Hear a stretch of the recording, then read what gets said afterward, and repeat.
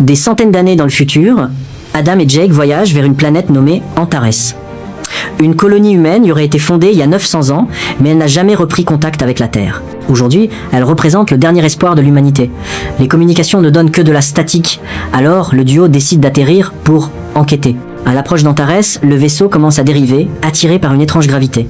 La radiation de la planète désactive les systèmes de navigation, forçant les deux hommes à piloter manuellement. Le vaisseau perd rapidement de l'altitude, alors ils allument les moteurs pour rester juste au-dessus du sol.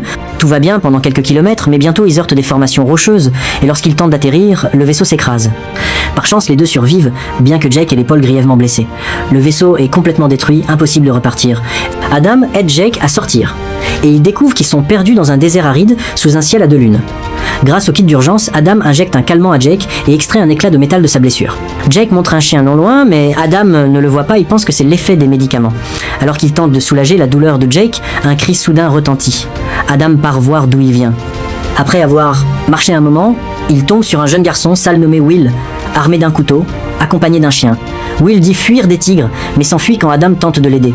Will court aussi vite qu'il peut, mais il est bientôt encerclé par des tigres qui se transforment soudain en guerrières. Terrifié, il lâche le chien et se prépare à se défendre. Mais les femmes le maîtrisent facilement et l'emmènent de force. Adam les a suivis, mais quand il arrive, il ne trouve qu'un couteau abandonné.